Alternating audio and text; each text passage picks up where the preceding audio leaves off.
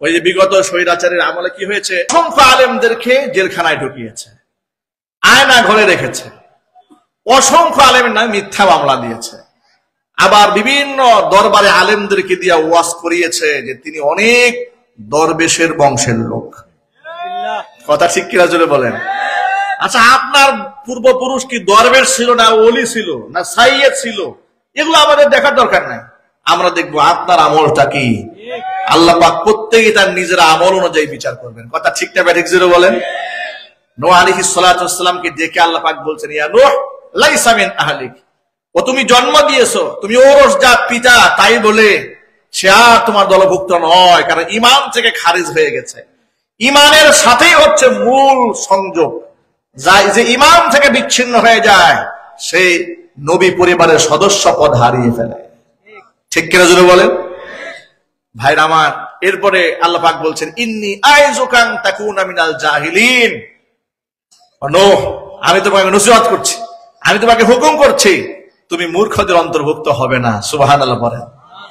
প্রিয় ভাইরা আমার, ছোট্ট একটা এক্সাম্পল আপনাদের সামনে উপস্থাপন করলাম কোরআন থেকে, শুধুমাত্র বোঝাতে চাইলাম আল্লাহর কাছে এত সম্মানিত নবী হযরত নূহ, হেদায়েতের মালিকানা যদি তার নিজের হাতে থাকতো, কলিজার টুকরা সন্তান নিজের চোখের সামনে চুপ নিখিয়া কাফেরদের দলভুক্ত হয়ে মারা যেত না।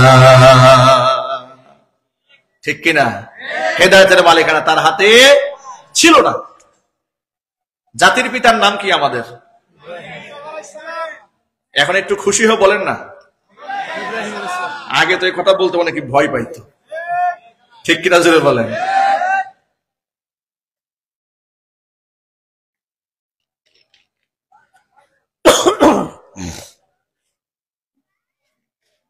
ফরিদপুর যেতে, মাদারীপুর যেতে, বরিশাল অঞ্চলে যেতে মাওয়া এক্সপ্রেস ওয়ে যেটা করা হয়েছে, সেখানে দেওয়া ছিল জাতির পিতা বঙ্গবন্ধু এক্সপ্রেসওয়ে। জুলাই আগস্টের বিপ্লব যখন সাধিত হলো,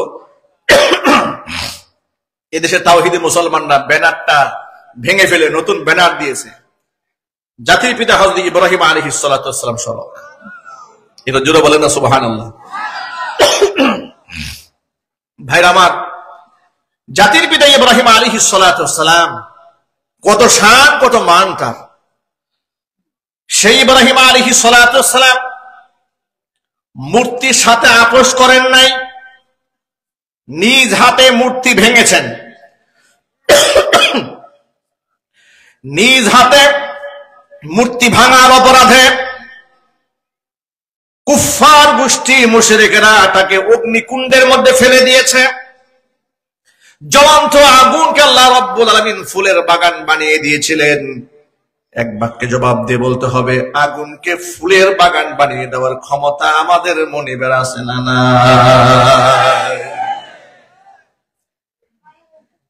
আমরা সেই ইব্রাহিম আলাইহিস সালাতু ওয়াস সালামের আদর্শের সৈনিক, আমরা তাদের সন্তান। অথচ বড় দুঃখ লাগে যে ইব্রাহিম আলাইহিস সালাতু ওয়াস সালাম নিজ হাতে মূর্তি ভেঙে দিয়েছিলেন, আজকে সেই ইব্রাহিম আলাইহিস সালাতু ওয়াস সালামের সন্তানরা এই বাংলার জমিনে 90 থেকে 92% মুসলমানদের দেশে অসংখ্য মুসলমানরা মূর্তি পূজায় গিয়ে শামিল হয়ে যায়। দুঃখ কাকে বলবো বলেন আপনারা? যে সমস্ত দাড়ি টুপি নিয়ে পরহেজগার মানুষরা মানুষকে শিরিক থেকে বাঁচাবে, এই বছর কি হয়েছে? অসংখ্য আলেমরা মূর্তি পূজায় হাজির হয়েছে। নাউজুবিল্লাহ বলবেন না? রহস্যজনক ভাবে রাজনৈতিক স্বার্থে এত বড় শিরিক করেছে, শিরিক করার পরেও রাজনীতির স্বার্থে অনেক আলেমরা এই ব্যাপারে চুপ থেকেছে, একটু প্রতিবাদ পর্যন্ত করে নাই। কথা বলেন ঠিক কিনা জোরে বলেন? অথচ এর সাথে ঈমান এবং কুফর কখনো এক হতে পারে? তাওহীদ এবং শিরিক কখনো এক হতে পারে? ভাই জোরে বলেন, কখনো এক হতে পারে না। আহারে, আল্লাহ যেন আমাদেরকে হেদায়েত দান করেন। একটু জোরে আওয়াজে বলেন আল্লাহুম্মা আমিন। ইব্রাহিম আলাইহিস সালাতু ওয়াস সালাম আমাদের পিতা হন, আমরা তার আদর্শের সৈনিক। আল্লাহ পাক তাকে অনুসরণ করার ওয়াদা দিয়েছেন কোরআনে। আল্লাহ বলেছেন, মিল্লাতা আবিকুম ইব্রাহিম হুয়া সাম্মাকুমুল মুসলিমিন। তোমাদের পিতা ইব্রাহিমের আদর্শের অনুসরণ করো, তিনি তোমাদের নাম মুসলমান রেখেছেন। আল্লাহু আকবার বলেন। এরপর আল্লাহ পাক তার প্রশংসা করেছেন। আল্লাহ পাক বলেন, মা কানা ইব্রাহিম ইয়াহুদিয়াও ওয়ালা নাসরানিয়াও ওয়ালাকিন কানা হানিফাম মুসলিমা ওয়া মা কানা মিনাল মুশরিকিন। ইব্রাহিম আলাইহিস সালাতু ওয়াস সালাম ইহুদি ছিলেন না, খ্রিস্টান ছিলেন না, ওয়ালাকিন কানা হানিফান মুসলিমা, তিনি একনিষ্ঠ মুসলমান ছিলেন। ওয়া মা কানা মিনাল মুশরিকিন, তিনি মুশরিকদের অন্তর্ভুক্ত ছিলেন না।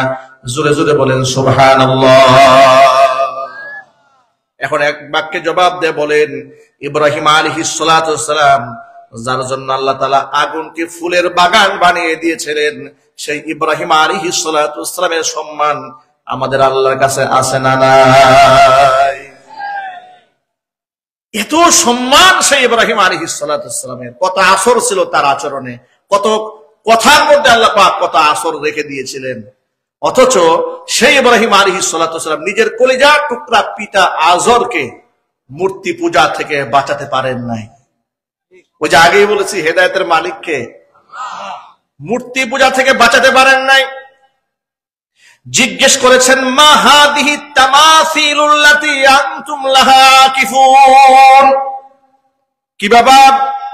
তিনি তার বাবাকে, আত্মীয় স্বজনকে, কওমের লোকদেরকে বলেছে, মা হাদিহি তামাসিল, এই যে সমস্ত মূর্তি, কিসের মূর্তি এগুলা? আনতুম লাহা আকিফুন, আমি তো দেখি সব সময় তোমরা এগুলার পূজা আরাধনা করো। তারা কি জবাব দিয়েছে শোনেন। তারা বলেছে, ক্বালু ওয়াজাদনা আবাআনা লাহা আবিদিন। তাদের একটা উত্তর। উত্তরটা কি? আমাদের বাপ দাদাদেরকে দেখেছি তারা এই কাজটা করতো, বাস বাপ দাদা যা করেছে আমরাও সেই কাজটা করি। এটাই ছিল জবাব, আর কোনো জবাব ছিল না। যৌক্তিক কোনো উত্তর নাই তাদের কাছে। ভাইরা আমার, নিজের পিতাকে বাঁচাতে পারেন না এই দুনিয়া থেকে, বহু চেষ্টা করেছেন। শিরিক করে কুফর অবস্থায়, মুশরিক অবস্থায় দুনিয়া থেকে মারা গেলেন। হাদিস শরীফে এসেছে, কিয়ামতের দিন নবী ইব্রাহিম আলাইহিস সালাতু ওয়াস সালামের সাথে তার পিতা আজরের সাক্ষাৎ হবে। হাদিসের ভাষায় শোনায়, ইয়ালকা ইব্রাহিমু আবাহু আযর ইয়াউমাল কিয়ামা। কিয়ামতের দিন নবী ইব্রাহিম আলাইহিস সালাতু ওয়াস সালামের সাথে তার পিতা আজরের সাক্ষাৎ হবে। ওয়ালা ওয়াজহি আযরা কাতারাতুন ওয়া গাবারাতুন। হাদিসে এসেছে ঠিক এমন অবস্থায় দেখা হবে যে আজরের চেহারার মধ্যে ধুলোবালি পড়ে আছে।